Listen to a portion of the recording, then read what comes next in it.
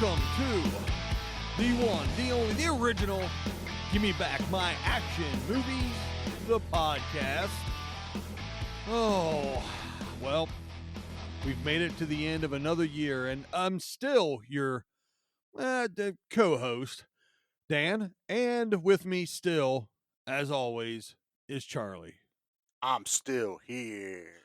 You're still here, and I believe this is going to be our not just our Christmas episode, but I believe it's the last episode of the year, is it not? It is. This episode, everyone will be hearing this the Tuesday before Christmas. So the final episode of the year will be a horror one, which is, I'm also looking forward to that one as well. Yes. Yeah. So, everyone, uh, Merry Christmas, Happy New Year, and Yes. or Happy Holidays for whichever one you may celebrate. It's totally cool, whatever you do. Yeah. Do whatever you want to do. Just don't be, a dickhead. Yeah. Charlie, this It's words is a to live very, by. I know, it's pretty easy, right? This is a very special episode. It is our holiday episode. Welcome to the party, pal. That's right. Welcome to the party, pal, as we discuss Die Hard. Yeah. So we're going to go ahead and put this out right now, right at the beginning. We put this up for a vote. We let everybody in the group vote on what Christmas movie we cover because we weren't originally planning on doing Die Hard. No. We talked about it. We were like, everyone does Die Hard at Christmas. Everyone, even if it's not an action movie podcast, if they do movies, they've all at least done Die Hard once. So I was like, let's let everyone vote, and it won by a landslide. So you picked it. We're gonna do it, but we're gonna do this a little bit differently. So I wanted Death to Smoochie. I do enjoy Death to Smoochie. That is a wild movie, a wild ride. It's not during Christmas, but I watched it during Christmas and got beveraged up real well one year. So I always kind of It's a equate it good now movie with for that. Christmas. Yeah, it's Yeah. a good movie for that. Yeah. So, but no, we're not doing Death to Smoochie. We put up quite a few options. People still decided to throw up options of movies we'd already covered. So I was like, yeah, it helps if you listen to the podcast first. But hey, I digress. We're doing Die Hard, our Christmas episode, and I'm still excited about it. I'm like, you know what? If we're going to talk about Die Hard, we're going to talk about it, and we're not going to talk about the movie as we do other movies that we do on the show. We're going to talk about the movie, not through the movie. Does that make sense? Am I making sense, Dan? No, but that's all right. That's fine, man. It's all good. It'll make sense as we go through it. I think it will. It's hard to describe what we're going to talk about. We're going to talk about the phenomenon that is Die Hard. Phenomenon. Dun, dun, dun, dun, dun. There you go. I should have prepped you up for that so you'd have a drop. I know. That's all right. That's my bad. The word just came to me. Yeah, So. I just make things up as I go anyway. That's the entire premise of the show. I've learned in my 45 years of life that if I plan and try hard, I screw up. If I just wing it and kind of go on the breeze, seat of my pants type of thing, it usually works out okay. Yeah, as long as I give you enough time to tell you what movie to watch, things usually work out for the better. Yeah, I mean, I did watch. I watched a particular movie at 5:30 in the morning once, but I watched it. You did, and Mhm. we did Mhm. talk about it. Mhm. So let's Well- let's start this episode out with something special for everyone. Let's give everyone an early little teaser present. You want to do that? Sure. Ready? Let's do it. Hey, this is Charlie. And this is Sludge. Join us this Christmas Eve as we crash Dan's quiet night and convince him to regale us with a special Christmas tale. That's right, Charlie. This Christmas, all of us at the Give Me Back My Podcast Network want to give all of you the best gift that we can think of. Featuring special Christmas episodes from Give Me Back My Action Movies, Give Me Back My Horror Movies, the Monster Movie Stomp Down, and Good Beer Bad Movie Night. So grab your eggnog or one of Pete's favorite frosty beverages and join us and Dan by the fire as we present Give Me Back My Podcast Network's Christmas Extravaganza.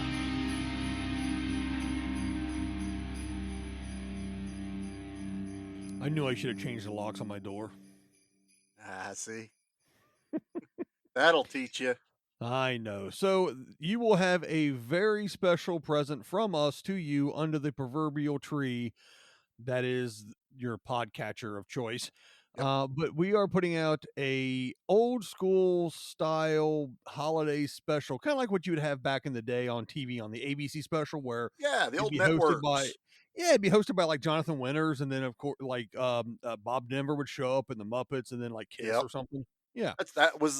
That was exactly what I pictured when we were all talking about it. I was like, let's make it like, because we talk a lot of nostalgia. All the shows talk a lot about nostalgia heavily, Hmm. and so it was like, let's do it like those old school, like when they would bring on celebrities from a popular TV show that was on that network, and they would do a little holiday, you know, message or something, or a little skit. Um, Hmm. they were great. So we're gonna do that with the Give Me Back My Podcast Network group of shows. Group of shows. That'll be fun. I'm I think looking so. forward. I am too. And that will And be coming out on Christmas Eve. So that is your yes, early Christmas present. You get it the day before. So while you're running around last minute shopping or cooking up all your food, you've got a podcast to listen to. listen to it before you watch Ralphie for 24 hours. Yes. Although I've already watched it once. So I'll Yeah, still so do the 24 hours. yeah, I watch it 2 or 3 times out too. I am well into my Christmas movie watching. I had already watched Die Hard before we picked this. So I watched it again. There's never a wrong time to watch Die Hard. So, yeah. We have two that before beyond Ralphie. We have actually three that we watch every year. Mm, One is Scrooged. yep. That's a good one. One is Christmas Vacation. We do that after we're done eating Thanksgiving dinner. We watch National Lampoon's Christmas Yeah, Vacation. that's what we usually do too. That's Jackie's Um, family's tradition, so we have just carried it on. the other one we watch, besides I watched Die Hard, but the other one that we watch, it's an older movie, so there is some controversial segments to it, but it's called Holiday Inn. Holiday Bing Inn. What's that one? Crosby, Oh, okay. Bing Yep, Crosby, yep, and them. yep, yep. It's the one where they basically make an inn, like a bed and breakfast or what have you, but it's Mhm. only open during holidays. I got you. Yeah, so we watch that.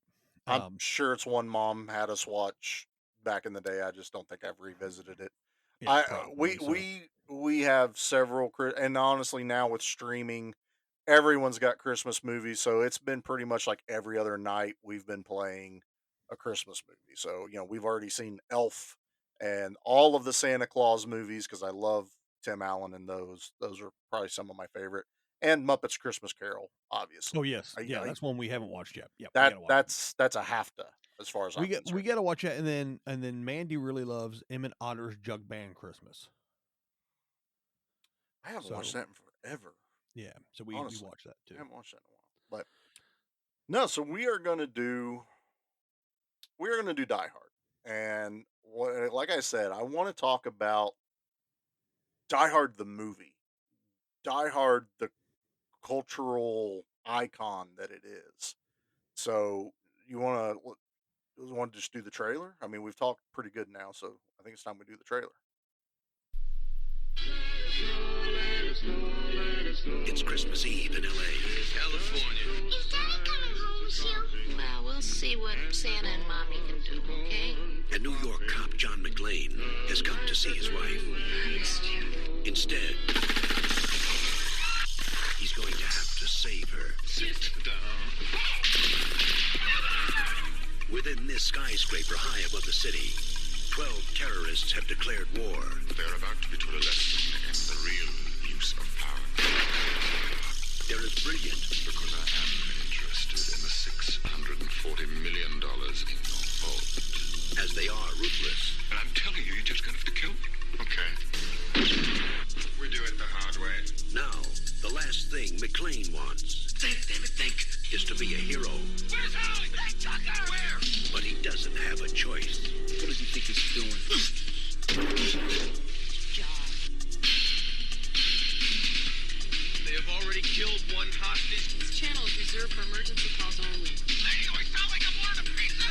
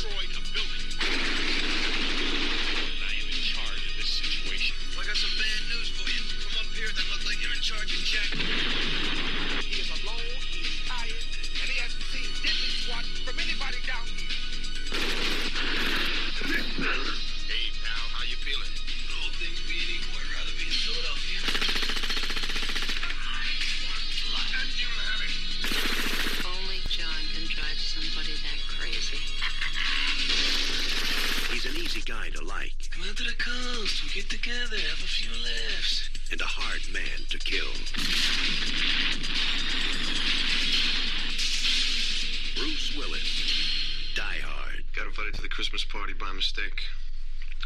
Who knew?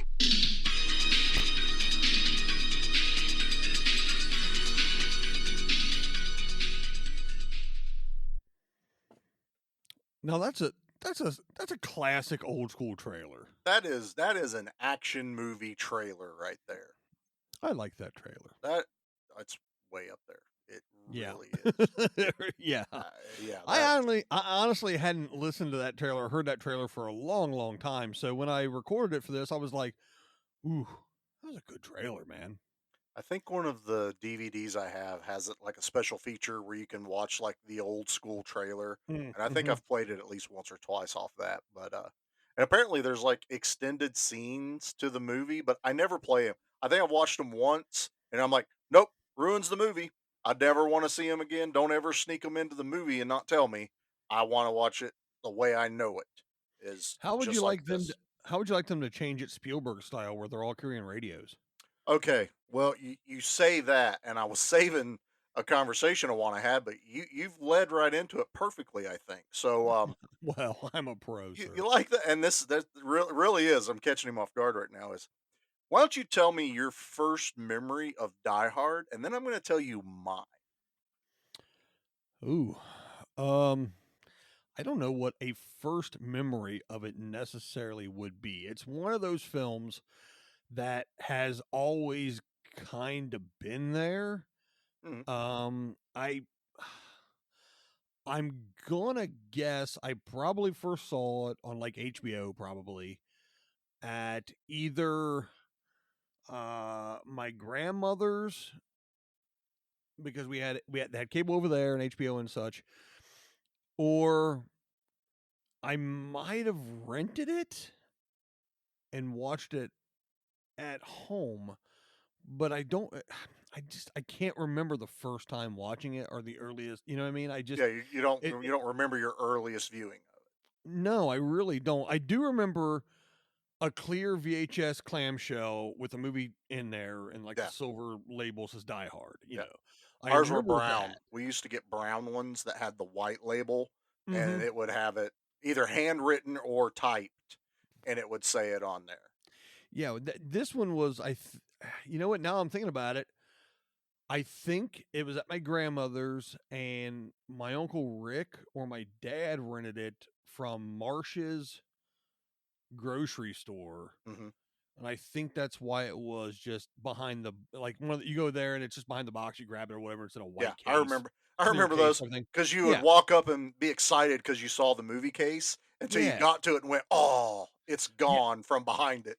Hey man, we didn't have blockbusters for a long time when I was a kid. I mean, I remember the first blockbusters, I was probably the either at the end of middle school or right getting ready to start like junior high or high school even maybe. We had like Video Village and VHS video, and then I think we had like Jim's video or Yeah, where you don't go behind the one wall. Yeah, that type of yeah, we video all had store. those. Had a Yeah, curtain or something behind it. yeah, Yeah. right, yeah. Well, Or we'd go to the Thriftway or Marshes or something like that and rent videos. yeah. Yeah, We've talked about it on here before. I never stepped foot in a Blockbuster till I moved to Ohio in '99. That was because we just didn't have them down here. It was mom sure. and pop. We didn't even have like franchise ones. Like we had a Family Video, but it's not the Family Video franchise everybody knows. It was literally the small rental place in Honeacre called Family Video. Yeah, like Um, 7 people in a family decided to make a video store. What should we name it? Family Video. It's yeah, our family store. Okay. and the sign is still up there. You've seen it. It's whenever you first go into Honeacre. It was an award making engraving place for a long Oh time. Then yeah. they threw a Okay. thrift store in there. This big, tall Pepsi sign at the top still says Family Video across the bottom of it. Nice. That's I know. before the is that before the dealership and the bank and everything? Before you go The before you yeah. go around the bend and up towards high school? Well, when you went around the bend, Modern's always been there, but that's where New People's Bank used to be. It wasn't over the bridge Okay. behind it. Yeah. None of that was back there. But Yeah. uh, And none of this matters to anyone that no, didn't grow up in that area. we talk so much about back home. Everyone's going to feel like it's back home. especially Well, if they listen to the Next to Kin episode. So, yeah. Well, but okay. If you want to come down home and go to RobCon when it comes up, by yep, all means, do that. we are scheduled for next year. So to go back to my point, what Dan was talking about, this movie being Spielberged and removing all of the guns and putting walkie talkies in their hands. My first memory of this movie was my dad letting me stay up and watch it on network television. I'm pretty sure it was like ABC or CBS, whoever, probably whatever station used to play Moonlighting, they picked this up, and ABC. Yeah. I'm pretty sure it was ABC. Yeah, it Um, was. That's who did Moonlighting. and I remember this movie vividly because I've never heard my dad laugh so hard in his life at that point.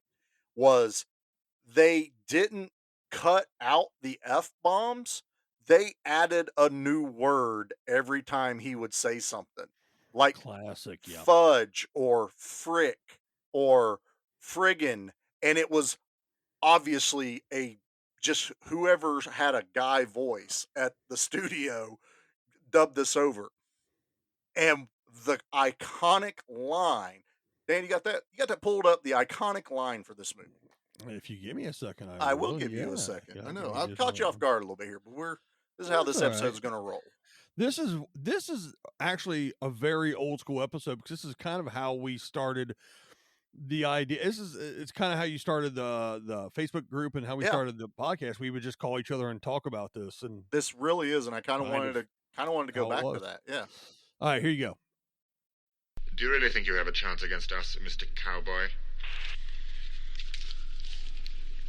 Yippee-ki-yay. So we edit it for the show because you all know we don't drop the F bomb here. We'll say everything but. Yeah, unfortunately. I know Dan gets so disappointed. Um, so in the movie on television, they didn't edit that part out. They dubbed it, and he goes, "Yippee ki yay, melon farmer." Melon farmer. I thought my dad was gonna cry himself to death. He was laughing so hard. And I had to be like 12 or 13. So because this movie had so many F bombs, this was not one of the earlier movies I got to watch. I've talked about it. Delta Force was my first one because it's fairly tame Pretty compared to clean. others. Yeah, I pretty clean. never knew the jokes were in Predator, and I You know, didn't watch. actually, most of Chuck Norris's movies are pretty clean. They actually are. They're Yeah. really not that bad.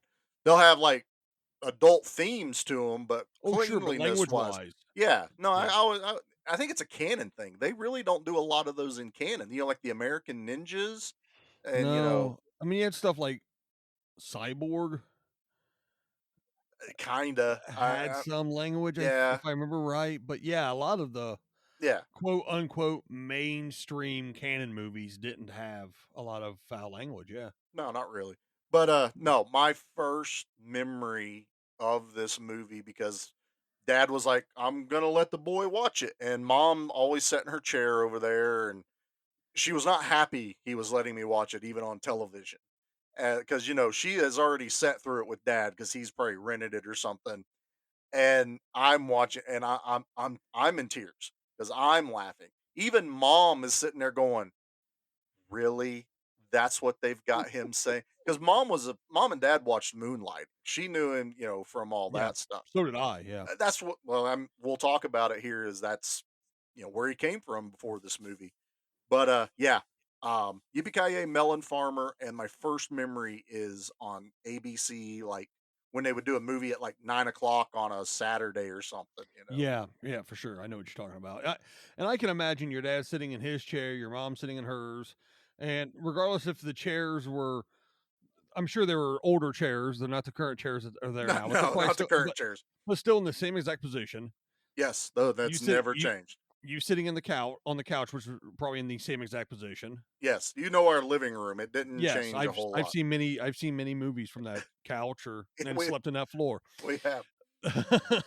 So I can imagine your mom sitting there crocheting or knitting or doing something. Yeah. I'm sure. Oh yeah. And that coming across and your dad belly laughing through the entire house. And it became our own little tradition of if it came on television, we would watch it. You know, it wasn't like, no, we're not going to go rent it. Anyone can go rent it. Let's wait till ABC comes out and we get to hear the ridiculous dubbing of Bruce Willis. Melon Farmers. Melon Farmers, dude. It I got to is, try to find a version of that now somewhere and you put it as a know, drop. I think we still have all our old VHSs at the house somewhere. I really need to dig through those because dad would record movies that would like play at like midnight or something, or Mhm. when we got HBO for the weekend, we would set up the VCR to record, Oh yeah, of course. I remember everyone did that. I'm You'd ha- pretty you'd have sure you'd I've have got a VHS with Ghostbusters, Mannequin, and like Brazil. You yeah. know, Well, I'm pretty sure there's a Robot Jocks, a some sort of Arnold movie, sure. and probably a kids movie because it would always be, Yeah. we have to fast forward through this, and the fast forward button was not very fast, so it was turn your head, kids. You know, because we'd be like going through an action movie that had nudity in it just to get to watch, I don't know, like Care Bears the movie or some shit that was on Sure. the Yeah. end. Yeah. Right. Uh, yeah. Man, I don't know. It's just TV hit different back then. I remember. It did. I was pretty much allowed to kind of watch and do sort of whatever I wanted as a kid. Mhm. But I remember like going to my one buddy's house and staying the night with him. And he was a couple years older than me, and it was always the cool house. He had the cool computer. He had the cool all the GI Joes, and all their accessories in a tackle box. And he Yeah. had all. But I remember going to his house and watching Police Academy 1 and what was the other one we watched that night? Bachelor Party, maybe. Yeah. And I was probably 12, It's great 13. movies for a 12-year-old to Well, that's what watch. I'm saying. Like Yeah. those are the kind of movie, and like honestly, we weren't supposed to watch those at that point, No, no, no, no, no, no. but we did, and I mean that's probably why I'm as broken as I am. But it has something to do with it, I'm sure. It's why we're as hardy and our emotions aren't on our sleeves as much as this Yeah, younger generation. we were hardened early. We were. But yeah, watch, but like renting movies or getting HBO or watching like the holiday specials as they dropped on TV once a year. If you missed Charlie Loved it. Brown, you were boned. Yep. It It's played just it was one just so time. much. It was so different than it is Watching now. the Grinch, you had the we didn't get like the TV guide. We would Yeah, get the newspaper, and it would have like the local channels in it. sure, both So of them. we had three: NBC, CBS, ABC. Well, Yeah, and everyone had PBS, but sure. growing up, we had four channels. That was it on the clicker TV, no remote, and we had an antenna. So if the signal went out, I had to go stand on the stoop out front and turn the antenna. And I've seen it made fun of in other movies, and a lot of this newer generation will, imagine the Wi-Fi going out and you have to reset the router. Well, this would be turn it a little. Oh, no, go the other way. No, right there, right there. Okay, and I would let go, and it would go away, and I would Yep. grab it, and it would come back. And there were a couple times, and I'm pretty sure it was a sports game where Dad's like, "Stay there a minute." Yeah. We had an old coat hanger in the back of a black and white TV as a kid, and I remember a few times rigging it up to where I could put aluminum foil on it, run it down to the ground, put my foot against it so I had better reception, so I didn't have to stand and hold it, Hey man, so I could watch High Morning cartoons. I remember needing a screwdriver to play Nintendo and Atari. Oh So yeah, because you yeah, had to hook up and do the switcher, and yeah, it would. you had to undo the screws on the back and put the Mhm. spade bits up on there and Yeah. tighten those down. But you couldn't leave it on. You had to take it back off in order to get the antenna hooked back up.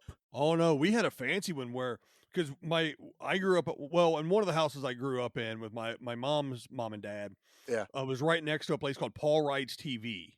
Oh, that's So cheating. we would go next. We went next door and we had the adapter, so we could plug the antenna into the adapter and then put that in the switcher, so we could actually literally use it as a switcher to go schwink TV down video game up TV down video game. But we That had to be on channel 3. I don't. Yeah, We well, it didn't. was always Channel 3.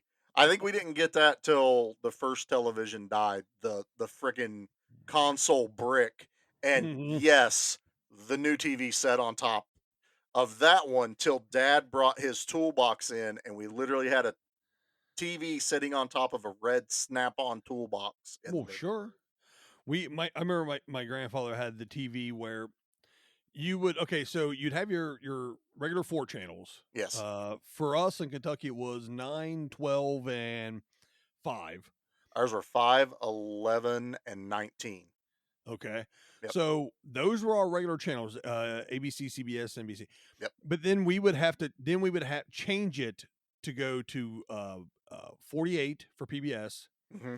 19 was our Fox, what became a Fox affiliate. It was the local channel where we would get uh, well, it's hard to explain it. So like back before Fox made a television channel, Yeah, channel 19 is where we would get we'd get like GI Joe in the mornings every morning, Monday through Friday. kind of like the Emmy Um, TV that's out now that a lot of people yeah, have. yeah, Yeah, we get it's a lot of stuff like yeah. that on there, and then eventually it became Fox. We Married with Children and Tracy Ullman and all that stuff. But then we also had channel 64, which was Star TV, and that would get the real B level stuff like Captain Power and Sweet. Photon. If anyone knows what Photon is, please let us know in the notes because I don't think anyone else knows what Photon is. They probably don't. No. We would get that. We get Captain Power. We would get Transor Z, Hmm. which was the American version. I don't remember exactly what the Japanese version of that was, but I'm sure Sludge and them know. Probably. Probably Pete too, honestly. Yeah. But we would get those type of cartoons and things on 64. So to Y'all are change fancy. over to so to change over to the UHF stations, we would my grandfather would have to squirt the dial with WD-40 so it would turn. And we clunk, clunk, clunk, clunk, clunk until we got to the spot on the dial, I and take then back the fancy comment. yeah, and then had to adjust the antenna ear so we could get to it. But yeah, so Oh my God, that's TV was fan. just different back then, It man. was, man. They talk about when times were a little simpler, and and it kind of let's bring it back to the movie a little bit. Back when action movies were simpler, good guy against insurmountable odds. He doesn't want to do what he knows he has to do, and he he prevails in the end. And this movie is I'm going to go ahead and just say this is probably the perfect action movie. Well, this was like one of the tentpole beginnings of normal guy action hero, not Yeah, your average guy. big indestructible.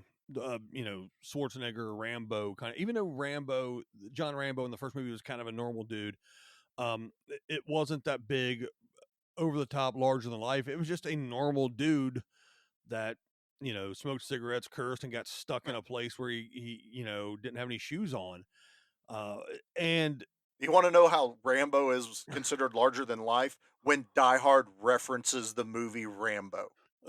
well, in Rambo 2, specifically Rambo 2, Yeah, he becomes larger than life. The yeah. first one, um, not so much. But this was just a normal dude that, you know, going through normal, real problems, divorce issues, separation issues, Mhm. things like that, and got thrown into the mix. To me, that I love those types of action movies. And I think Bruce Willis does them better than anyone else. Like that Last Boy Scout we've done and talked Oh about, yeah. thrown in extraordinary circumstances.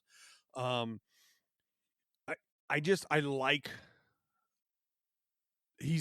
especially then he was kind of an everyman.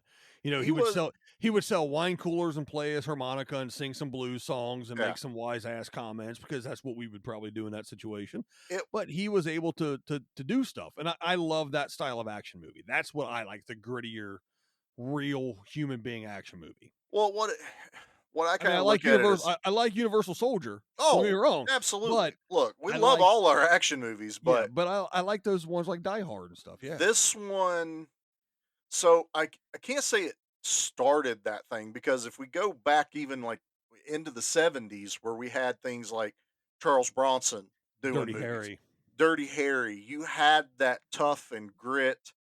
They had, it was more crime driven than action driven, I guess, till you got to the later Death Wish movies with Charles Bronson. Sure. But even to the fact that Arnold Schwarzenegger and Stallone were approached about doing Die Hard, Bruce Willis was not their first choice. I could go for 15 minutes going over everyone that was given the option to play this part, and how many turned it down, how much the studio actually fought to get Bruce Willis. Well, the movie makers, the studio was fighting it. They didn't really want Yeah, Bruce they wanted Willis. a big name attached for Yeah, money draw. Yeah, because this guy, yeah, he's popular, but he's a comedian on television. right. That's what he was. And but the one I do want to talk briefly about, because we talked about it already once, Hmm. was that Bruce Willis was given the option to play Riggs in Lethal Weapon, and Mel Gibson was offered the role of McClane in Die Hard, and they each turned the opposite role down and ended up in where we are now. We talked about a little bit in the Lethal Weapon one, but I also sit there and I go, I feel like Mel Gibson could have played a John McClane type character, but could Bruce Willis have played not so much a Martin Riggs? Because if you just did that character by himself, yes, he Mm. could have. Could Mm. he have played good with Danny Glover, though? Would you have had the same chemistry with him and Bruce Willis versus Mel Gibson and Danny Glover? It's, it's an interesting point. I think. And by the way, I want to see both of those movies in an alternate reality. I Oh, would sure. go watch them for sure. Well, I'll have Doctor Strange open up some portals for us. We're getting close to that. Well, everyone will have That's seen it by now, but the yeah, a couple of days for recording big for us Spider-Man recording. event right now. Which I don't know when I'm gonna get to see that. Me neither. Mm, yes, I think there would still be very good buddy cop chemistry in those. Mhm. However, the movies would have had to been different in a couple ways. A Riggs was a martial arts guy. Bruce Yeah. Willis, I I I don't would think have would have done that. I I think it think would have they been would just have a had to gone, boxing, yeah. I was thinking like South Philly kind of, his Pulp Fiction kinda character where he was yeah, the boxer and stuff like that. yeah. And I know, Uh, uh, and people are probably screaming at the thing right now, "Well, he did the movie with Samuel L. Jackson." Look, Samuel L. Jackson is a totally different animal versus Danny Glover. Danny Glover. Yeah, and I really think there would still be obviously Bruce Willis's character would be the comic relief still, the bounce Oh, off. yeah, because he's still the comic relief in Die Hard. Yeah, so he's still the bounce off for sure of Danny Glover, but it would have been different. Bruce Completely. Willis, I don't. We said it in Lethal or in Lethal Weapon. Um, I think Mel Gibson played end of his rope crazy, Mhm. quote unquote crazy, a certain way that I don't think Bruce Willis can And necessarily. I agree with that, and I think And that's the big takeaway is I don't. well, and now at this point too, we've seen a little bit more of kind of Mel Gibson's psyche, so it kind of makes sense he was able to Yeah. dip into some dark spots in his head to do it. Excuse me, but so I think it'd be different for sure. Yeah. Obviously, I just but yeah, hindsight's 2020. Yeah, it is, and I mean, in another reality that actually happened, and hopefully those movies are just as iconic as they are now. And you know what? We're gonna touch on it real quick. The elephant in the room. It's in the trailer. It is that time of year. Is Die Hard a Christmas movie? And I'm going to throw our hat in the ring here a little bit, but I'm going to put, everyone knows I love my asterisks. I'm gonna make that a shirt. It's just going to be an asterisk. Um, yes, I think this is a Christmas movie. No, it's not a traditional Christmas movie. Okay, so I think when you look at it, you have to define what a Christmas movie is, or any type True. of holiday themed movie. Okay. Yes. Um. And remember, we're So not going to delve too deep into this, but no, I no, know no, where no. you're going on it. But Yeah. yeah, yeah. So what I'm saying is, like, is Christmas a central theme of the movie? I So say in Die yes. Hard, in Die Hard, yes, the reason that he's at Nakatomi Plaza Hmm. is because of a Christmas party or holiday Yes. party, whatever Well, you want to he's say. home for the holidays. Right. You know, Well, he's not home. His home is back in New York. well, he's But coming home yes, to his family. family. So Yeah, yeah, he's yeah. home is where your family's at. So we'll So, take it from there. so in that regard, yes, that is a very important plot point Mm. that gets him to where he is. It tells you why there were people at the party. It tells you why there was a hostage situation. Everything there. So Yeah. yes, Yeah. there is a big section of that is integral to the Christmas holiday. Yes. Now, could you have replaced that with a Halloween time frame? Oh, he's back home for Halloween to take his kids trick or treating. The company's having a Halloween, masquerade party at the thing. Now it's Halloween. I don't think so. See, I think you might be able to. It'd be different, obviously. There's some Well, tweaks, but well, you could. You could do it. The New Year's. They're having a New Year's party. He's home for that. now New Um, Year's I could have seen. Thanksgiving. You could do a Thanksgiving thing. Not that you really have Thanksgiving parties necessarily at work, No, but see, I mean, you could to get him there. You could use any holiday. you could, but I don't think. Just to use your example, Sure. I Yeah, of don't course. think Halloween is as important to fly across the country No, to no. be with your family, and Well, then let's say like 4th of July. Say he had that 4th of ah, July weekend off. He wanted to go see his family. They were having a 4th of July viewing party at the tower because it's a big, tall tower. They could see the fireworks over the city. That's why they're there. That's why he happened to come back. well, I so mean, I want to. but I see what you're saying. Yeah, Christmas is the big travel, it you is. know. So Mhm. now let's flip it. Let's flip it to why did yeah, they allude to being terrorists, but we all know they're bank robbers. Why the bank robbers are planning it? Money? What kind of terrorists are you? Who said we were terrorists? Yes, I didn't know you had a drop ready for that. Yeah, Alan So Rickman told you. so Christmas was integral to their plan. Most people are either traveling away from home or everyone's at because this is Christmas Eve. This isn't Mhm. like a day before Which or the week before. I think it's weird. Why would you have a company party on Christmas Eve? Well, if you this is the other thing that I and I mean, it's the '80s. It's a little different, but I we mean, did talk about this that Nakatomi owns the whole building. So unless he's like renting out the offices to other companies, or was this a party strictly for like the higher up salespeople and the VPs and the upper official management. Yeah, because that Mhm. again, it's the '80s. They probably would have had their own separate high end party. Better Sure, champagne, better sure. food. But again, that also means, okay, we need to get into this building when there are the least amount of people there. That's Makes sense. easier to handle. Okay. Also, the least amount of police presence anywhere because, it's Christmas Eve. They're not going to be running full force. It's at night and they kind of show it. Everyone's just kind of calm, and especially for being out in California, it was fairly calm and relaxed that night. Carl's getting Twinkies. I know it's Al, but I'm going to call him Carl. Yeah, yeah. He's getting Twinkies for the pregnant for what Harriet, I think. Yeah, Harriet. We're Yeah, going to right. go Mhm. with that mind. Our own fan theory that Carl from Family Matters was actually Al. He moved around a lot with his family because originally he was in New York City because he's the one Yes, that got the Ghostbusters out of jail. yes, Then he ended up in LA. yep.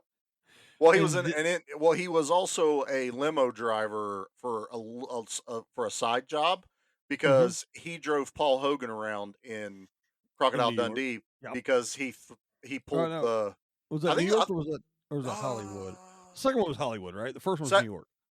yeah, first was New York. So he was still in New York when he Yeah. was doing the limo driving, and he pulled the emblem off the back of the car like a boomerang and threw it and hit the bad guy. Mhm, And mhm. Paul Hogan asked him if he was Aboriginal. Sheesh, Paul Hogan. I love And the '80s. then, yeah, right. And then he went to LA, and then he went to think Chicago. Yeah, it Is was that where Family Chicago where Matters? Yeah. Family Matters was, but anyway, so it was very calm that night. It's Christmas, it's all this other stuff. So it's the perfect time to stage this heist. I mean, you couldn't do this at 4th of July. Everyone would be on the streets. Everyone would be anywhere. There'd be a huge police presence everywhere because people are losing their mind. If we want to go with your argument, Halloween, there's usually a pretty good presence of people No, out and sure. about, Yeah. police, all this other stuff. And New Year's, same kind of deal.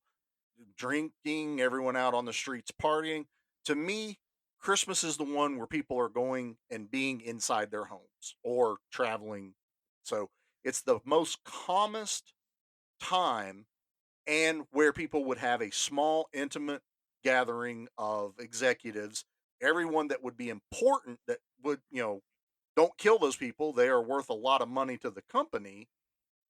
And again, they got able to shut everything down and basically take control of this building fairly easily. So Christmas is centric, in my opinion, to this movie. Well, everyone who would like to join that debate, make sure you do so on the Facebook group. Throw in your 2 cents, Politely, and we're yeah, not gonna politely. And we're we're not not going gonna to be. get no. Remember rule number one: don't be a dickhead. Right.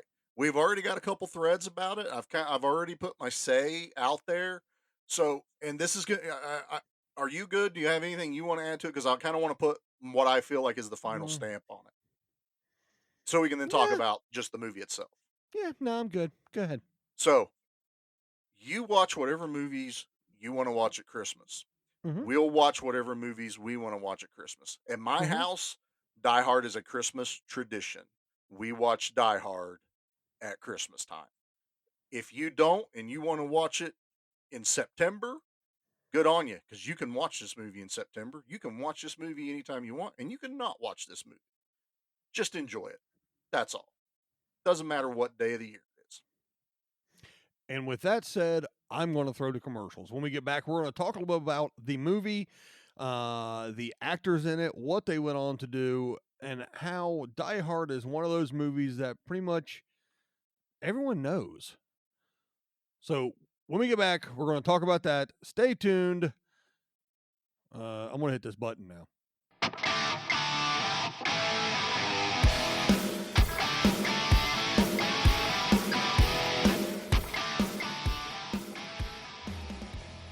Welcome to the Monster Movie Stomp Down, where twice a month we review monster movies from all corners of the planet. Join me, Sludge. And I went to watch it the other night, and she's like, "Why are you watching this? You can quote this movie line for line." Like, that's very accurate. My co-host Mark. Don't ask me to do a stomp down on this because it's 0. Okay, dude. Ruben, what's your stomp down rate? And our brother from Texas, Ruben. It's just, I'm like, wait a minute. They tricked me into watching this.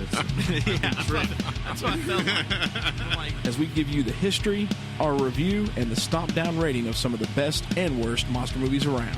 Available through the Podbean app, YouTube, Apple Podcasts, Google Play, and Amazon. Make sure and check us out on Facebook and Instagram. Just how drunk are we gonna get? Welcome to Good Beer, Bad Movie Night, where each month we drink finely crafted brews while watching terrible films in order to see just how drunk you have to get to enjoy them. So tune in and join Troy. Killboy Kreitz. Oh, that was pretty good. Thank you. Dave. I have the weirdest boner. And Pete. IPAs are ales, meaning they are bottom fermented. Excuse me, they are top fermented. I that up. Let me try that again. As we drag Kathleen. Hear me. kicking and screaming through an alcohol-fueled podcast dedicated to movies of questionable quality and the frosty adult beverages that help make them tolerable. Good Beer, Bad Movie Night. Clearly, it's the beer's fault. Hey, this is Jimmy Street, host of the Live and in Color with Wolfie D podcast. Hear the life and times of professional wrestler Wolfie D. From his times in the territories with PG-13 to his times in WWE, ECW, WCW, TNA, and more. Nothing is off limits and nothing will be held back. Available now on Spotify, Apple Podcasts, Google Podcasts, and all major podcast formats.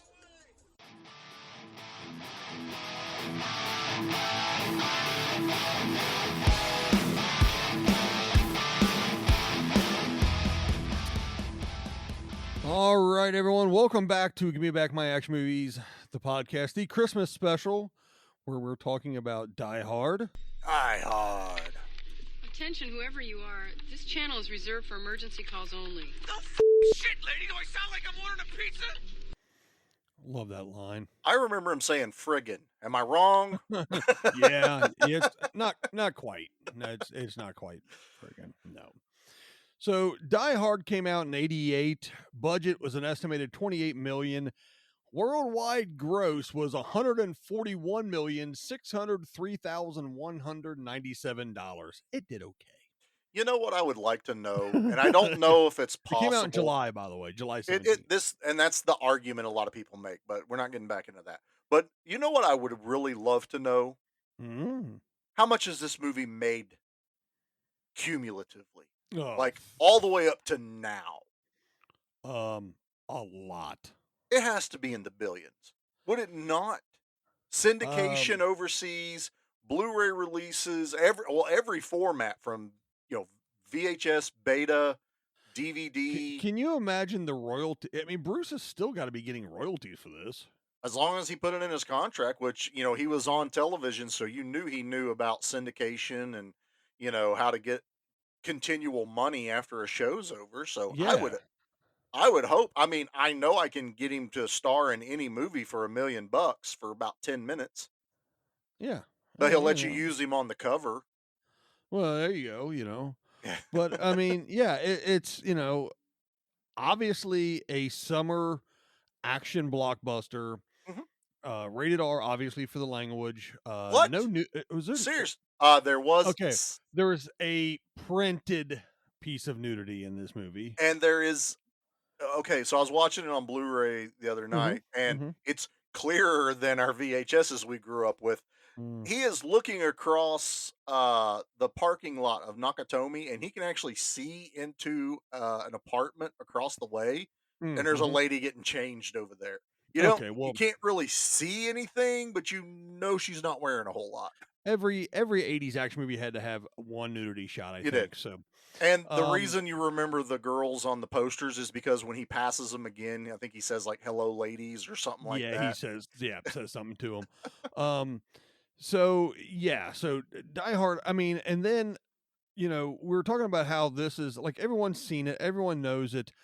We can't synopsize or go through the movie because you all know it. But this movie, we're not going to tell you anything new today. No, we're going to hit on a few things that we found interesting and we loved about the movie. Oh, yeah, and our favorite parts and our favorite actor in the movie. Yeah. Well, Al Leong's in it. That's who I was talking about. He has a name called Uli. He is Uli, but what does everyone know him as, though, Dan? Well, he's our patron saint, first of all. Well, there's that, but we know him as the Nestle Crunch guy. He grabs the Nestle Crunch bar and eats it from the snack bar there. And he ad-libbed that basically. He had because the camera kind of stayed on him long enough. He goes, "I should be doing something." He asked John McTiernan. He goes, "I have this idea. Can I do this?" And John thought it was brilliant. Well, Al's even gone on record going, "I actually asked because I didn't want them to accuse me of stealing out of the candy case." But they did it, and John loved it so much that he takes the Nestle Crunch bar out and he's eating it. Well, when it cuts to him again, he's eating a Mars bar. So they did a little twofer on that. But yeah, our patron saint Al Leong is in this movie. And he's also in Lethal Weapon. Yes, he is in Lethal Weapon. You're right. And named in both of the greatest action movies of the 80s, in my opinion. That's right. He's now he's also in one of my absolute personal favorite action movies, and that's Big Trouble in Little China. Oh, well, yeah, that's neither here nor there, sir. That is But anyway, a that's his fantastic movie. little Al love. Clarence Gillard Jr. You may know him from Walker, Texas Ranger. Yes. He's in this movie. Alexander Godunov. I slaughtered. Why the are last you name. going to the hardest names to pronounce? Well, because there was a lot of them in here. Anyway, he's Carl in this, the big blonde-headed dude, kind of looking a little like Vigo. But I know him from The Money Pit. Yeah. He happened to be like the ex-husband guy of Shelley Long, who was the orchestra conductor and stuff. Yeah, they wanted that really tall, towering, blonde hair guy against Tom Hanks, right? In Money Pit. Yeah, Money Pit. Yeah. So, been a while since I've watched that. I remember seeing The Money Pit before I saw Die Hard. Really? Yeah, because I remember when I watched it, I went, "That looks like the dude from Money Pit." I always equated that. First Tom Hanks thing I ever saw was him in that D&D made-for-television movie where he lost his mind, and it was a movie against the use of D&D. I can't remember the name of it. Yeah, but you actually saw that? I did. I saw that on Network. Wow, sorry. Yeah. When I was a kid, I didn't even know what D&D. I didn't have enough friends to play D&D. Well, yeah, that's true. I remember playing AD&D back then. And then you've got some people in here, Thornburg. Yeah, William Atherton. Yes. What do you know him from? Die Hard. Die Hard 2. He's that normal scumbag that you see. He's also in Ghostbusters. He's Walter Peck. Yes. I wanted to drag that out because Dan is a massive Ghostbusters fan. Yeah, it's true. That man has no dick. That man has no dick. Paul Gleason's in it. Yes. You mess with the bull, you get the horns. That's right. Reginald Vell Johnson, we've already talked about a little bit. Yes, we have. Let's talk about the real hero of the film, and that's Argyle.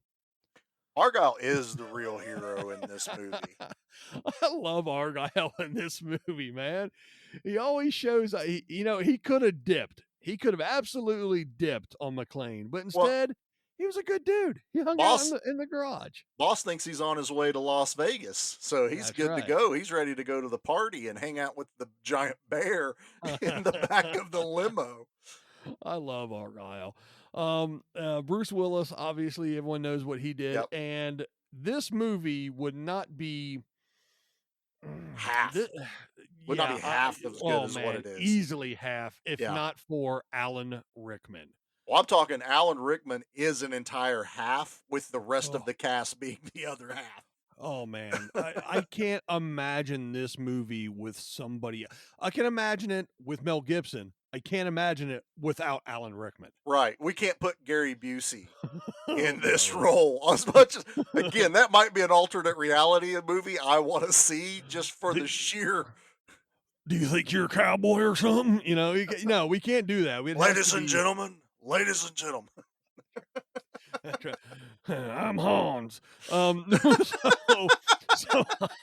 obviously, Alan Rickman brings so much to this movie. He does. So when he does the American accent and he's just playing the lost. Oh, the lost employee, basically upstairs. Yeah. Don't kill me or whatever. The whole wiener thing he does or whatever. As many times as I've watched this movie, I always try to see if Bruce Willis has a tell of when he figured out something. You know what? I'm not 100% sure. I honestly think he just went into it as, I'm not going to believe anyone that pops up on me that doesn't look like a terrorist with a gun pointed at me, right? Because you had the cokehead Ellis, which I read this and I've always wondered it. So when he's doing the negotiation with the Germans trying to get McLean to turn himself Mhm. in. Mhm. They bring him a Coke, Yeah. and he kind of nods. Well, there's a theory out that we think he asked them for Coke, Coke. and they took it as the soda, not the drug that he's doing throughout the movie. And I'm like, that makes sense. A That makes nice little sense. in joke. Yeah, that makes sense. I would say he probably was asking for cocaine. Yeah. A little bump. Yeah. Yeah, I would say that's probably what he was doing at that point. So, yeah. I did like me some Ellis. I hate that he had to die in this. Well, he sucked. You know, what are you No, gonna do? he did not turn over the fact that he knew more about John than he did. That's true. It's my friend. He's coming to visit. All this stuff. He did not just flat out blow. He was just trying to get everything down. He would sacrifice John for everyone to go home, but he didn't put Holly up or anyone else in danger. Well, he He had a made it face out for like this Holly. is my well, he did, but Yeah. this was my friend I brought. So give him a little bit of prop. You know, even Yeah. coked out of his brain, he was still functioning. He negotiates $1 million deals. Booby, I'm your white knight. Yeah. Yeah, exactly. I must have missed 60 minutes. Yeah, exactly. What a D-bag. So, anyway, I mean, the cast has gone on. I mean, the cast again. I know we were talking about the Mel Gibson thing over, but I can't imagine this movie being a different cast. Now, no, I didn't know, and you told me this before we started tonight, that Takagi almost was George Takei. Yeah, I read that. Honestly, and people, if you don't like ever go to the website IMDb, the Internet Movie Database, you can go and look up information on movies. If you scroll down, there's a little thing called trivia, and there can be pages depending on how popular the movie is. And there Yeah. is a trivia that George Takei wanted to play Takagi. The director wanted George Takei, and Takai's agent dropped the ball and didn't relay the messages correctly back and forth. So they hired James Shigata. You got his name right. Thank you. I mean, probably we don't really know if it's. Yeah, we're going with it that I said it right, and it's the only time I'm going to say it. Yeah, it sounds good to me, right? So, although I would have been real upset to see Sulu shot in the head. Yeah, so we got to remember that we would have had to watch Sulu's brains get splattered across, the big glass panel behind him. Medic! Exactly. Do you ever think of anything besides Sulu when you think about George Takei? No. Yeah, I really don't either. I mean, I hate to I mean, belittle it's any kind of his accomplishments or anything like that. I don't mean to, but he's Sulu. The entire cast is victim of typecast, and while it's for us, we look at it as an honor. Oh, that's Sulu, that's Uhura, that's Scotty. They've done other things, but I Mhm. know you from that. Mark Hamill kind of has that a little bit, although we've dug a little bit more into his like 80s sci-fi things, like with the Guyver and some of these Sure. other non-blockbuster style movies. I still have Corvette Summer Corvette in my Summer. yep, love it. I've seen the car in person, by the way. I know you have. Also But, had Annie Potts, another Ghostbusters reference. There you go. More Ghostbusters in this episode. It makes me happy. Is Ghostbusters a Christmas movie? The first one? Is it referenced in the first one or the second one? Second one. Second one takes place between Christmas and New Year's. That's right. Well, I remember I had that collection from Matty Collector. Remember when they put that 4-pack out and they had the Christmas hats on them? And they had the hats, yeah. I had that one for a while. You don't have that anymore? No, I sold that because once Matty Collector went under, all those things skyrocketed in prices. Yeah, I wanted to get that off of you actually. I know. I wish I'd have kept my PKE meters. What I wish I would have. I sold mine too. Although I made twice as much for that PKE meter than what I bought it for. Yeah. So not too bad. As we digress to Ghostbusters. Yeah. Merry Christmas. They did do the pack, by the way. The HasLab, they got. I saw that backed. Yep. 21,000 people backed that. Well, good for them. That's a $400 pack. It is. It's nice. It looks just like the one in the movie that Egon's packing. Never Well, mind. yeah. Save it all for the Ghostbusters episode. Never mind. We're going to do one of those? Maybe, if you're nice. It's my birthday episode. Hey, it's Or that. backdraft. I was going to say, you get to choose. It's that or backdraft. Yeah, well, you can't have both. Backdraft's more of an action movie, I think. No, it's not. All right. Dirty bastard. So we've talked about the actors in this and stuff like that. What is some of the? I mean, obviously, and they've made what 7 more Die Hards, I think. Let's do it. Die Hard, Die Hard 2. Yeah. Die Hard with a Vengeance. Yeah. Live Free or Die Hard. Yeah. And A Good Day to Die Hard. Okay, so 5. Yeah. And an Advanced Auto Parts commercial. And an Advanced Auto Parts. And I will, just for some reason today, I had to go get Jackie some medicine at the dollar store. They had the A Good Day to Die Hard Blu-ray for $5 because it's the only Die Hard I didn't have, where it's his older son and he works for some kind of Russia. Yeah, the one where he works for the agency. I bought it for $5 and it had the Blu-ray, the DVD, the digital, everything in it. I was like, that's worth $5. I'm buying it. I now have all the Die Hard movies. Is that the one Kevin Smith's in?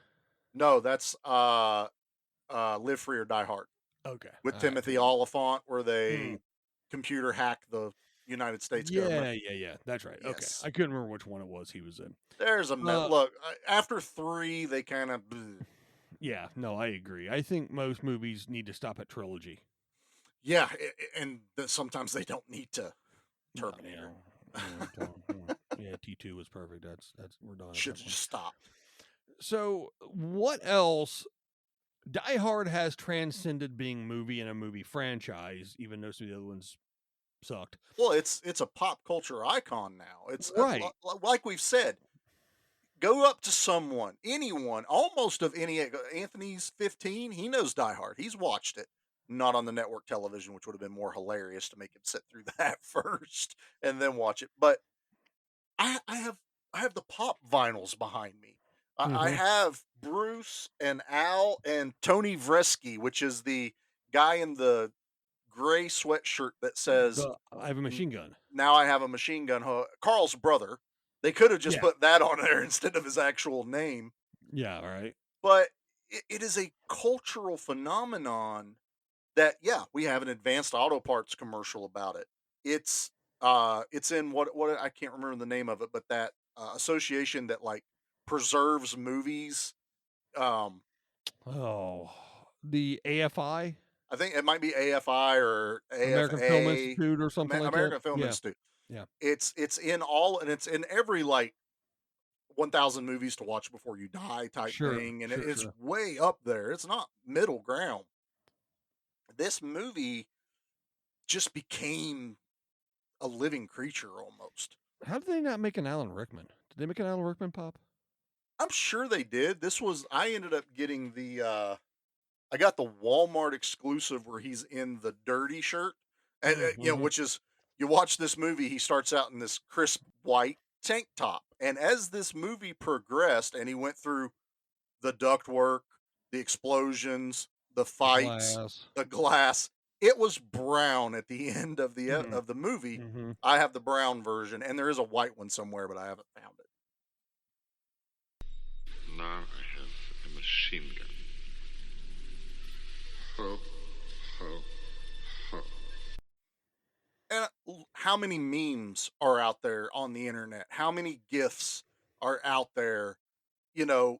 Type in Die Hard and how many Google results of things pop up. I mean, this movie's been referenced in other movies. Not just in homages, just straight up, we're going to do a Die Hard scene, and that's what we're doing in this movie.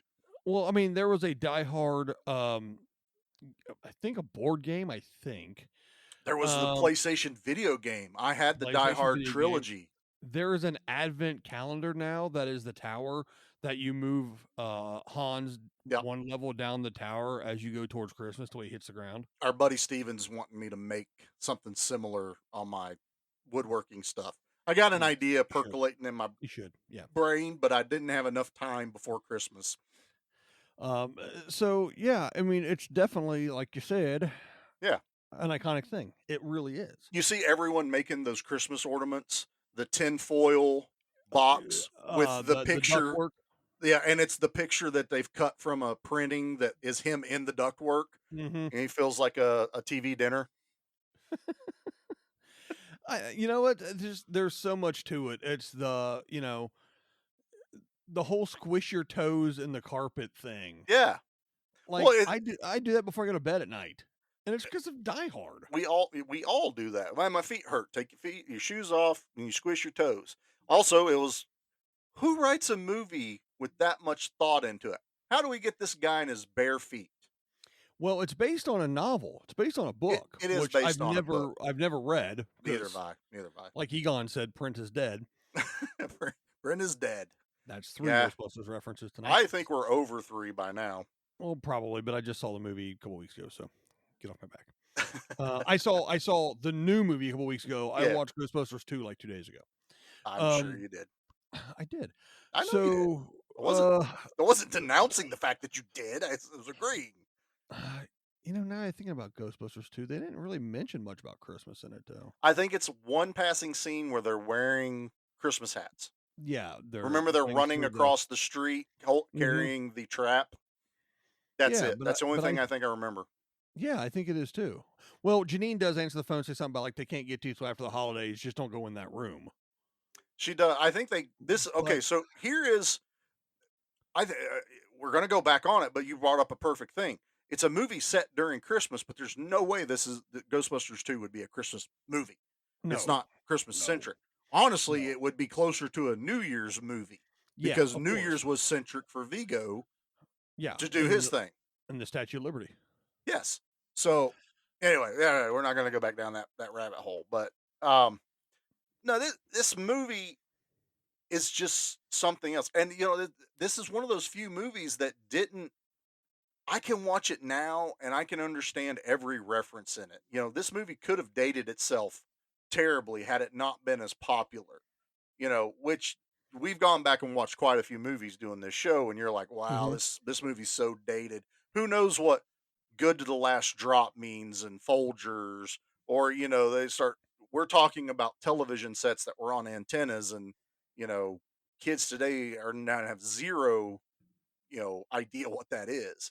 Yeah, this is, so I'm trying to think if there's any, Coca-Cola, but everyone knows what Coca-Cola is. No, it's just the old stuff. It was before they did the new there's even update. 60 Minutes still on TV, so every reference in this, pretty much everyone knows. Yeah, well, and even I guess car phone is maybe a little out there in the limo, but no difference. No difference in having your cell phone plugged into your charger.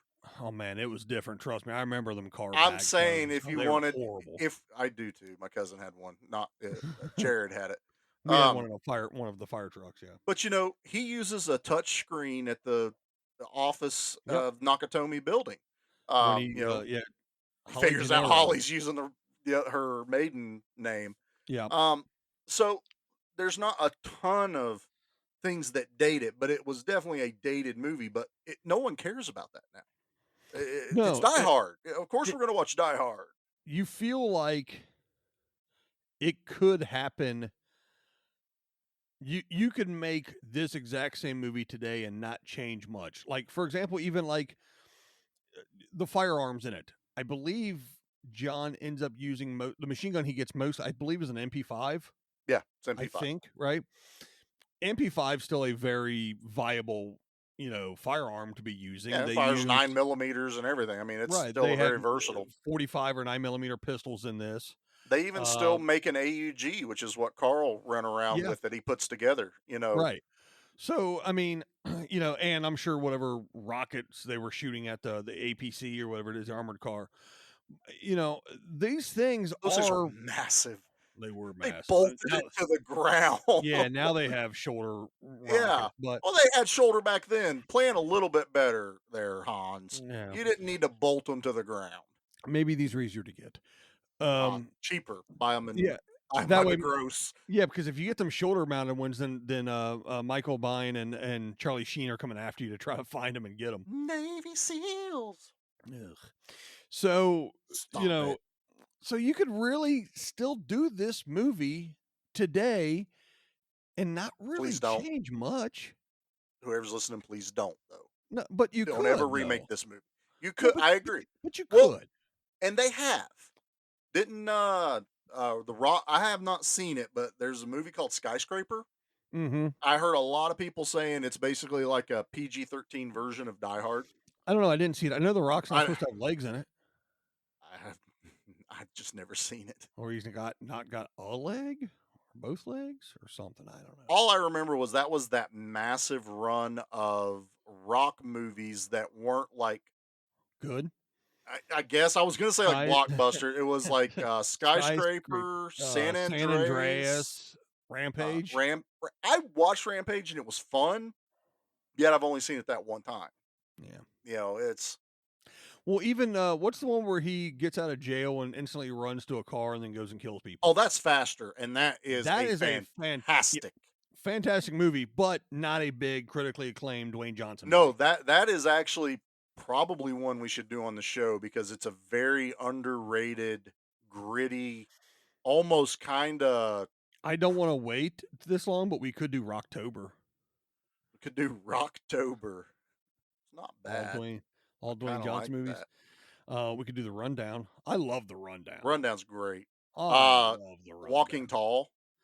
That was really good. I liked Walking Tall. So when he first started, there was that we just talked about the Condemned, where he was kind of like what started WWE Studios. Mhm. There were some great movies he did right then. Then it was like, let's put him in all these others and see if we can turn him into the next action hero. And then thankfully, he figured out what to do, and then he became the Dwayne icon Johnson. that he's the Rock. He is not Dwayne Johnson anymore. Dwayne Johnson died, and it's the Rock is all that's left. Well, he's not the Scorpion King anymore. Thank goodness. No, that was that metamorphosis era where he was just becoming the Rock. It's like have you seen that that meme where it says like people think the moon landing was faked with CGI in 1969 or what? I think it was 69, and then they show CGI from the Scorpion King. And they go, "This was CGI in 2012." Yeah, come on, we weren't that good yet. No, exactly. Tron was blowing minds. That's all we had. Man, Tron was so good. By the time I go to Disney next year, they're going to have the Tron Light Cycle roller coaster done. That's awesome. Oh, I can't wait to. You know what I'm liking most about our conversation today? What's that? We've told everyone that this is how me and you started a lot of our conversations would just digress into talking about movies. And this is what happens. We start with one, and by the end we've talked about 20 different movies, almost forgetting about what we started talking about, and then we'll have the same conversation 3 days later. You know what we should do? We should start a version on a segment that is a version of our old 6 Degrees game. Oh my god. But we can't cheat and use IMDb because we didn't have IMDb when we played. So when we worked together a long time when we first met, we would do a 6 Degrees game. And we wouldn't do 6 Degrees of Kevin Bacon. That's too easy. Yeah, that was way too easy. We would pick 2 opposite end of the spectrum, Rando Fernando actors or actresses, and do 6 Degrees of them. And we're talking before Expendables. Yeah. Before a lot of these ensemble movies. Yes. The only our cheats were the Batman universe. The Batman universe and the Star Wars universe. Those were our cheat movies because we could span some of the actors that were added into the prequels, like Samuel L. Jackson, Qui-Gon Jinn, Liam Neeson. We could then connect them to the older Star Wars through Anthony Daniels playing C-3PO, or something like that. So we had cheats, but we didn't have IMDb on our phones. We still had flip phones running around. I had Nextel. So did we. Remember we had that thing? Yep, we had that. So yeah, it was fun to play. it's just way too easy now because I can literally sit here on my laptop and go, oh yeah, that guy connected to this guy, and we can even do it through like other cast. We're sitting there going, what was this guy's name? You know, the guy that did this thing, he was Yeah. also in this other movie. I can't remember the name of the movie, but he was in it with this other guy. And we would have to vote whether we would allow Allow it. certain We answer. used to do outlandish ones like John Wayne to Pee Wee Herman. You know, Yes. just outlandish stuff. And believe it or not, we could do it. And again, believe it or not, sometimes we didn't finish the game till the next day because we're Right. all just thinking like, well, let's see, Pee Wee Herman was in Batman Forever because he was the Penguin's parents. That Yep. gives us Danny DeVito. That gives us uh, Christopher Walken. All these things down, and we would find like a more earlier movie with John Wayne or a later movie with John Wayne with someone. They're like, yeah, we're playing it now, and we need to not because it'll No, take no. forever.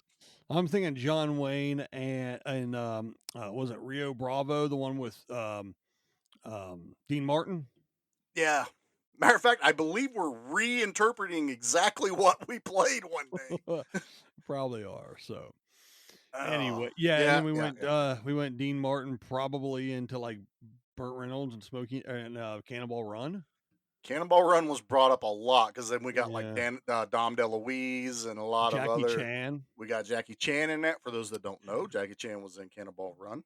Yep. Yep. So all right, yeah, we need to knock this off. No, we're talking about Die Hard. Die Hard. Christmas. It happens sometimes with us. What do you want with me?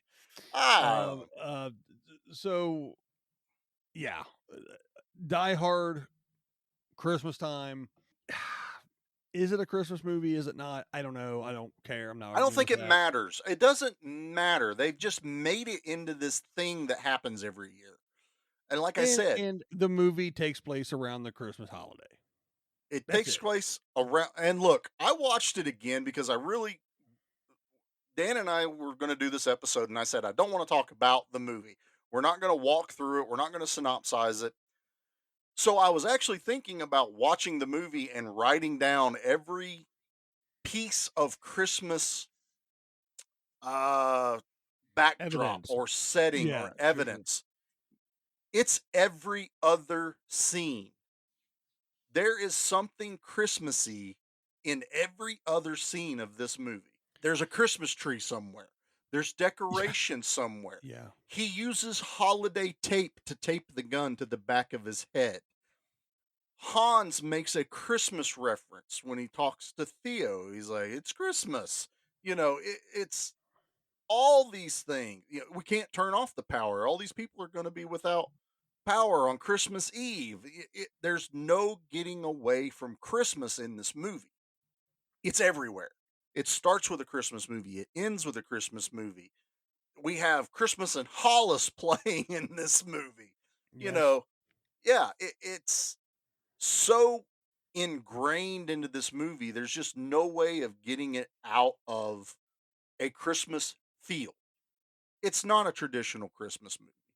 But if you wanted to really get technical, most movies that we call Christmas movies aren't traditional Christmas movies.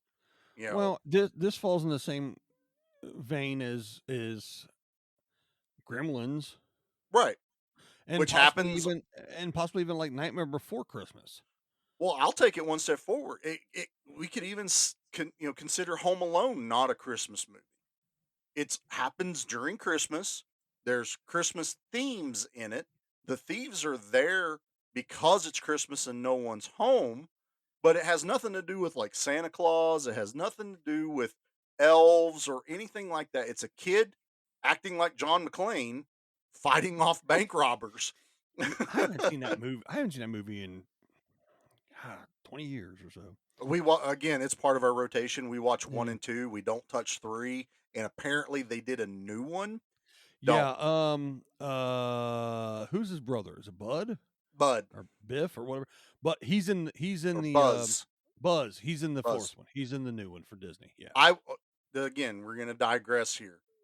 If you have not watched this movie, I am telling everyone to go watch it. 8-bit Backdraft. 8-bit Christmas on HBO. Dan, watch it. It is our childhood. Charlie, how long did it take me to watch The Outsiders? You know, we've had how many times we've had this conversation, not on air, but I've tried to get Dan to watch The Outsiders since I met him. He only just watched it a month ago, Yeah. maybe? Yeah, a month ago. And it was only because it was on HBO. Mm-hmm. If it hadn't been on HBO, Dan still wouldn't have watched it. Well, the other reason is Zoloft. So Zoloft is a hell of a drug when you want to watch movies. Yeah, so yeah. Being on Zoloft has really changed a lot of perception in my head. Which that when it actually, comes to you know what? watching. That's funny. We just talked about the 6 Degree game, and that was one of my go-tos in the 6 Zoloft? Yeah, Zoloft. Yep. No, dumbass. The Outsiders. Oh, Because, yeah. Tom Cruise, Patrick Swayze, like every popular guy in the early Yeah. 80s was in that movie. Estevez and everybody, yeah. Yeah, so Rob Lowe. I mean, you could Ralph Macchio. that's how we get getting into Wayne's World, because we could go through Rob Rob Lowe Lowe. to Tom Cruise and all that stuff. It was Oh, fun. You guys had to geez. be there. Trust us, it was a blast. I thought so. It was better than putting in Windows. Yeah, I hated that job. That job was brutal. It Well, was. man, I'm starting to run low on diehard conversation that isn't. And then he threw it down the elevator chute, and I mean, Well, okay, that's not what we're doing. It's not, but you know what? Let's give the handful of people that did come here for that. What is your favorite scene in Die Hard? Now, I know there's a lot, but there's always got to be that one where you're like, I really like that part. My favorite scene in Die Hard. My favorite line is the pizza when he calls That is a great line. This is probably one of my favorite lines too. I like when he yells at the firefighters and their stupid Dalmatians for turning around. I think my favorite scene though is the where he has the gunfight in the unfinished portion, has to run through the glass. Yeah, now that's brutal. I mean, God. That scene hurts. Right? How they filmed that? That scene hurts, and then it cuts to him pulling the glass out of his feet after that. And the way they did the blood effect, because he's over the sink, like it's pouring out of his foot. I'm like, come on. That's great detail, all that stuff. Yeah. I know I asked you this, and now I'm sitting here going, man, what is my favorite scene in the movie? Who are you then? Just a fly in the ointment, Hans. The monkey in the wrench. A pain in the ass. I like that line. I like the Roy Rogers line. That one's really high up there. Those are good too. Yep. I would have to say my favorite scene is the elevator explosion, where he comes up out through there. Well, yeah, where he straps all of the C4 blasting caps, detonators he has into that brick of C4 on the computer, because he's like, I need more weight because I need it to get further away from me. And he drops that down and then doesn't realize the blowback is going to come flying back up at his face. The funniest scene that I still laugh every time I see is when Carl goes and messes with his brother, because his brother's tapping into all of the phone lines and security lines. And Carl comes in with the chainsaw and just like, I laugh every time I see that, because that's a good sibling kind of thing to happen. Yeah. You and I would do that to each other. Oh, absolutely. Yeah.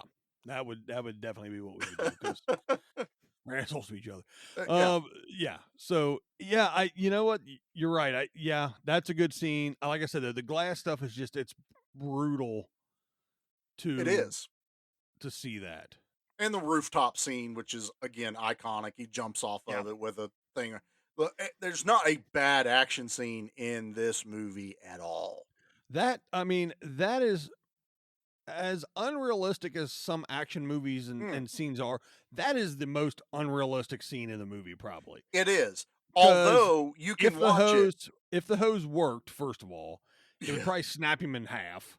Yeah. You know, I mean, Had he like tried to climb down, maybe I could have believed that. maybe, yeah, But where he jumped yeah, with look, force, but man, looked cool as hell. oh, probably the most iconic like screen grab of the movie. That instant he jumps up and that explosion's behind him. I Between mean, that and Alan Rickman's face as he's falling. yes. Do you know how they got that shot? I'm going to guess that it was like how Alfred Hitchcock did the one in like I think Vertigo, where they actually put he's laying on basically you're laying in a rig or sitting down in a rig and they have a camera and it actually goes up a tower away from you. That's how they did the one for Hitchcock. Because I've been in a rig like that, like at I think it might have been Disney, So Universal. they had Rickman in a rig, a harness, obviously, but they were roughly 20 feet up in the air on in a studio Okay. with an airbag, air mattress, like from Lethal Weapon, Oh, sure. underneath him. They had done a couple of test drops, and Rickman had seen the stuntmen doing it, and he's like, "Okay, I can handle this." So the director told the stuntman to let go at 2. Hmm. So they go 1, 2, and Rickman's expecting one more, like he's still kind of shoring himself up. They drop him before he's ready, and the look on his face is actually what he would look like falling, because Nice. that's what he's like. Because what are you thinking? Something went wrong. They're supposed to say 3. What's going wrong? And they just let him drop and hit the airbag at Did the he get bottom. up and then punch the hell out Oh, of he was not happy Yeah. from what I've read. He was not happy, but obviously it's like, well, let's check the gate. Oh, that looks great. Good job. That looks great. Don't ever effing do it again. And it's like, the way they did things in the 80s, no CGI, nothing. And we talked about it in Lethal Weapon. That girl jumped off that building Yeah. into an airbag, but the way they filmed it is the cut is the very last second before the dummy hits the car. So the girl is falling that far onto an airbag. The edit is the last like nanosecond. Then it shows the dummy crashing through the top of the car. So Yeah, kind of the same thing with Rickman. And thankfully we didn't get the Dick Jones arms as he fell off the building. Save that for our RoboCop episode. Muppet arms, so bad, dude. Well, as we get closer to an hour and a half here, and that's about our sweet spot. That's our golden time, I think. I think it's about time for this. Yeah.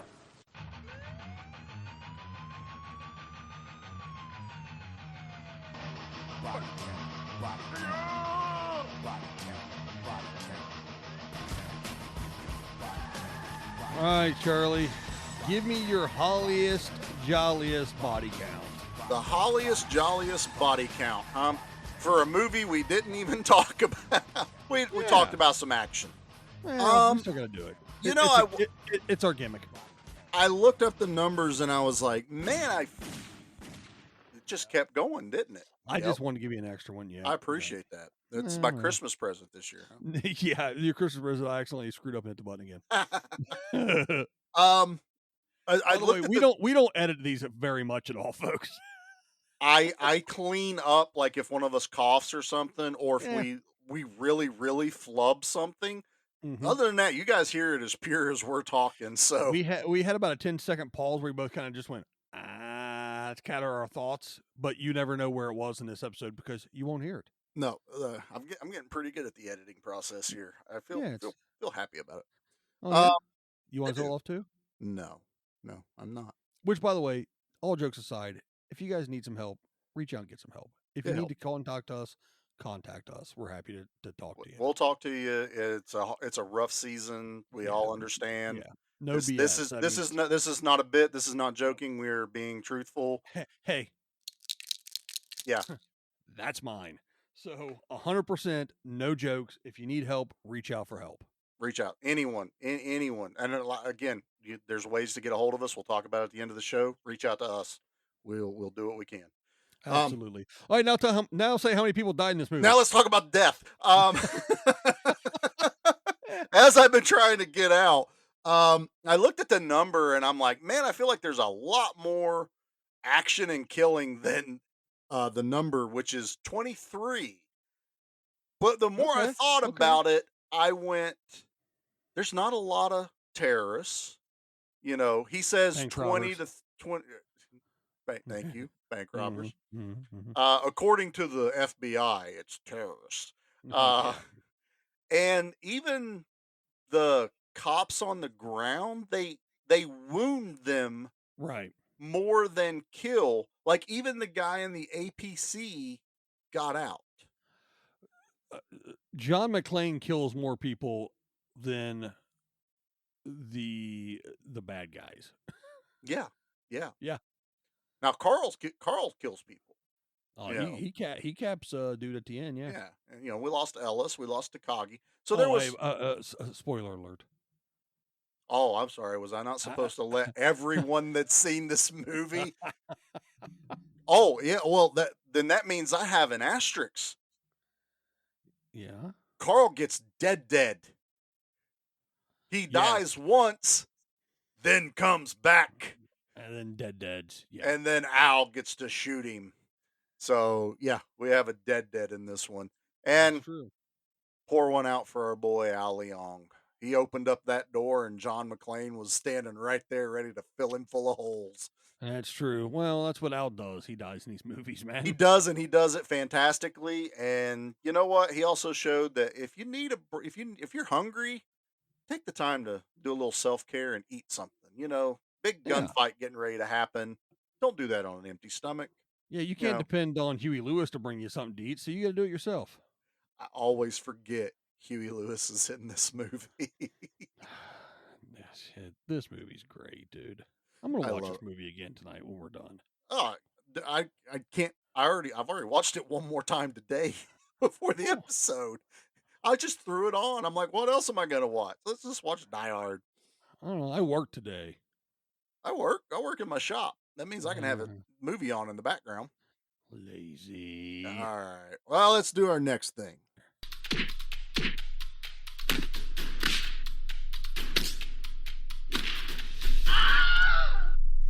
I feel like I should. In this one, I feel like I should have had because he was eating the candy bars. I was wondering where the jingle bells were.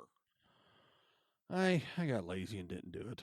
I even did that in the horror show for Nate. I put jingle bell sounds behind all of our bits. Well, do it in post. I might, but now you've said it and ruined it. Well, you can edit that out too. I guess I can, but I won't.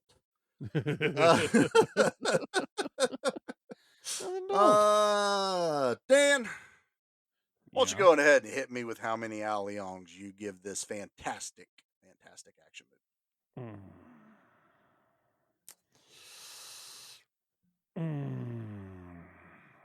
I give this movie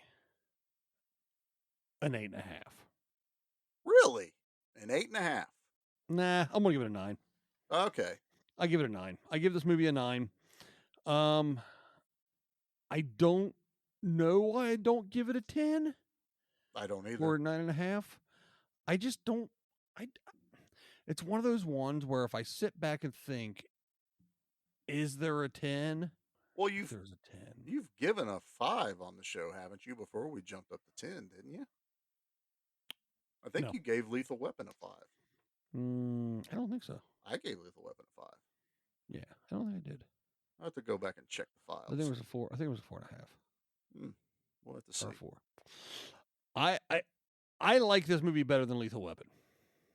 Oh yeah, I agree with that. That's a true statement. So I'm gonna say 9.5. Okay.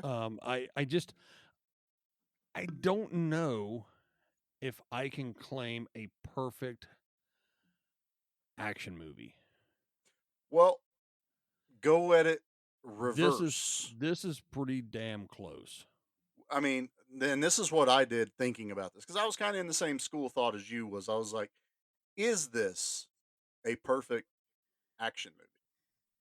Um, I think it is. I'm giving this 10 out of Leongs because I can't think of anything I would change to make something better. The dialogue is on point. Mhm. The We just gushed about how well the cast is done and Mhm. how they are irreplaceable with another actors aside from an alternate dimension where someone else was cast. Mhm. Alan Rickman is probably my favorite action movie villain of all time. If I have to put a number one, and I'm talking, I know I've mentioned it on the show of there's a lot of villain. I love me some Gary Busey. I think he's a fantastic villain. Um, Hans Gruber as a villain is the epitome of action movie villains to me. I There's one movie in particular I'm thinking of, you know what it is, that Mhm. I like better than this. Is it a better movie? I don't know. So we've I we've I would we dare say it's not a better movie than this, but I enjoy it more. so this is where I think some people get somewhat confused with rating systems in general. Is they have a hard time thinking of, can two movies be considered perfect? I can, and I know the movie you're talking about, and yes, Mhm. it will Mhm. be a 10 when we talk about it, and I think you've Mhm. already let the Mhm. cat out of the bag in an earlier episode about what the movie is, but we'll still play it off like we haven't. Yeah, because I don't remember if I did or not. Um, you're right, and I love that movie. It has Mhm. everything I want, but I almost can't compare the two equally, if that Mm, makes sense. it does. It absolutely does because to me the time frames are off. They are. The technology and filmmaking is off. Yes. However, they're both summer blockbusters, Mhm. and the mystery movie is a direct, to me it feels like a direct step up in evolution from something like Die Hard. So I agree. We had this conversation. We'll Mhm. we'll do a quick plug. Um, if you guys haven't gone over to Sludgecast Monster Movie Stomp Down and First of listen, all, if you have not gone shame over on you. there, Shame on Leave! Leave! Leave! you. He has to get that in. love that one. We guest appeared on a pretty big episode for him, which was The Predator. Mhm. And we actually really got into this conversation at the end, especially between me and Sludge and even Ruben to a degree, of if they rate this other particular movie a 5, they do 5 on their monster stomps, Mhm. then they can't give this other movie because it's not as good. I made the argument of, just like what I said, was sometimes you can't compare apples to apples. I can have a perfect apple, I can have a perfect orange. And to me, some of these movies, and I don't throw tens around, I really don't even throw nines around a whole lot. Mhm. I'm pretty above 5 though. I Sure. rarely Sure. do I ever. I don't even know if I have dropped down below. Maybe I got a Have you 4 on one. have you ever given it 2? I have not. I know someone that gave it 2. That guy was a genius. It was an asshole, but I'm not wrong. Hmm. So Not arguing. when I look at something, I look at entertainment value. I look at rewatchability, which to me, the two movies we're talking about are equal. I Mhm. watch them both religiously every year, multiple times.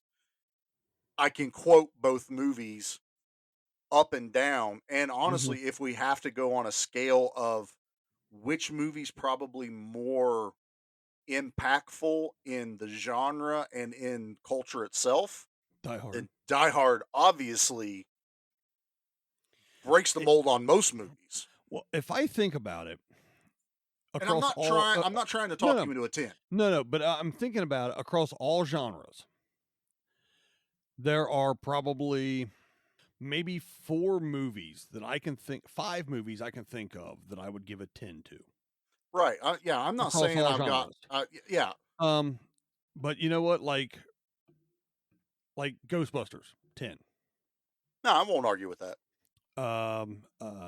Blues Brothers, 10. Yeah. The movie, the mystery movie, Yeah. I would say is a 10. And what I'll preface is, it's a 10 to us. It's a 10 to us, yes. There's going to be a lot of people that are like, you guys are nuts. Idiots. Yeah, it's sure. not a 10. And I'm even going to me, throw it out, is. and I'll throw out a spoiler. When we do John Wick, it's a 10. Oh, 100%. So The sequels aren't, but the first one. But the first one is. If I sit and Matrix, if I sit back and look at all of those and my enjoyment of them, mm-hmm. I could put Die Hard in as a 10. Right. And again, I'm not trying to make you go 10. No, but I am glad you got to a 9 to a 9.5. Yeah. Oh, yeah. I would easily have to say 9.5. And that's the thing too, is I don't really think about my rating until we do our episode. I really and then don't either. I kind of just gut them. Yeah, and we then do I gut reaction. Yeah. Because how many times we talked about something and we're like, wow, it kind of changed what I thought about this movie. Mm-hmm. I'm going to give a real quick shout out to friends of the podcast over at Action Podcast. They have an entire movie rating system that gets down to the decimal point, and then they rate every movie they talk about. And if a movie ties, they then determine out of those 2 movies which one is a little bit better than the other, and then that one gets the number ahead. I could never do that. There's no way I could ever. For example, if I had to rate this in the mystery movie, Die Hard's a better made movie. The mystery movie, to me, I enjoy watching more fun.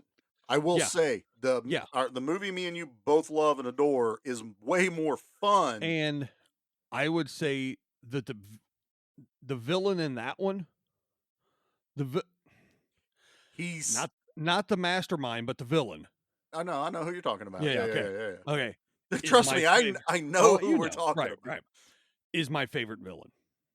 He is probably in my top 10. Hans is right there with him. I'm gonna go on record, and honestly, Hans is right there with him. Yeah, like I can't say there's multiple number ones. Obviously, when you're talking about villains, there has to be a number one, villain. Even if we were like comparing like the Emperor and Star Wars or something. If I could do 1A, 1B, it'd be these 2 people. I will give you that. If there's like the next tier or something. Now and then again, we have to go. We're not talking like sci-fi. We're not talking comedy. We're not talking romantic comedy. This is action. Right. But I think we've gone down another rabbit hole long enough. Yeah, here. well, that's what we do. So 9.5, a 10 Al Leong on a movie Al Leong is in. I think we're doing pretty good for Christmas, man. Well, one more time, just to remind everyone out there that's listening. Hey, this is Charlie. And this is Sludge. Join us this Christmas Eve as we crash dance Quiet Night and convince him to regale us with a special Christmas tale. That's right, Charlie. This Christmas, all of us at the Give Me Back My Podcast Network want to give all of you the best gift that we can think of. Featuring special Christmas episodes from Give Me Back My Action Movies, Give Me Back My Horror Movies, the Monster Movie Stomp Down, and Good Beer Bad Movie Night. So grab your eggnog or one of Pete's favorite frosty beverages and join us and Dan by the fire as we present Give Me Back My Podcast Network's Christmas Extravaganza.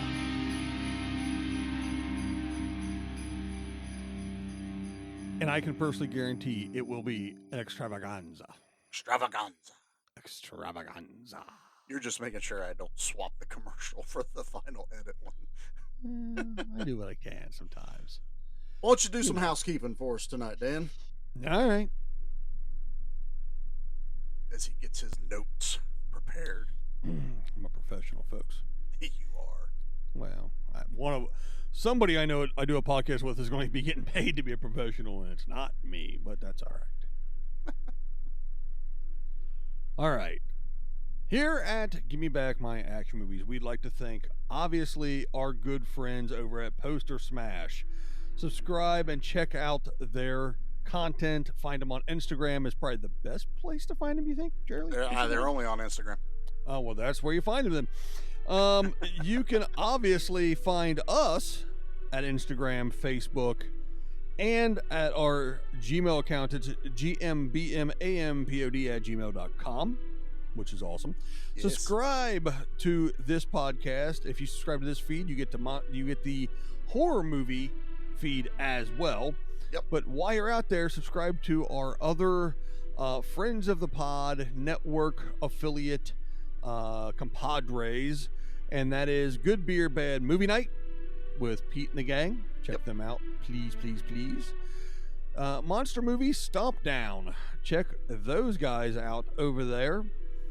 Check out Live and in Living Color with Wolfie D. It is a podcast about professional wrestling. Yes. I just did a guest spot on that. It'll be after this one, I believe. Should be the last of the year. So. Yeah, I think so. And if you like that, get ready, because coming early next year, it was supposed to be before the end of this year, but holidays. Yeah, what are you gonna do? We will have a new wrestling podcast coming. Me Back My Pro Wrestling, old school. If you listen to the Condemned episode, you know about that. It's coming. Action. Those guys real close to us, good friends of the pod. Thank you very much, Action guys over there, for everything that you do with us as well. Make sure you check out Mountain Empire Comics if you're in Johnson City or Bristol, Tennessee. You can also check them out on Facebook. I like how the music finally decided to get in. Yeah, well, I timed it out. I know what I'm doing here. and that's what I'm going to stick with. Don't bullshit a bullshitter. Don't piss on my leg and tell me it's raining, kid. That's it. I think that's it on my end, Charlie. I know you always got a few things, bud. You know what? It's the episode before Christmas. I hope everyone's having an awesome holiday. You know, look forward to listening to our episode for Christmas Eve. We had a lot of fun putting it together. I hope everybody enjoys it. And you know what? Just take a few moments and enjoy the people around you. And if you don't have people around you, enjoy the quiet, because sometimes I miss the quiet.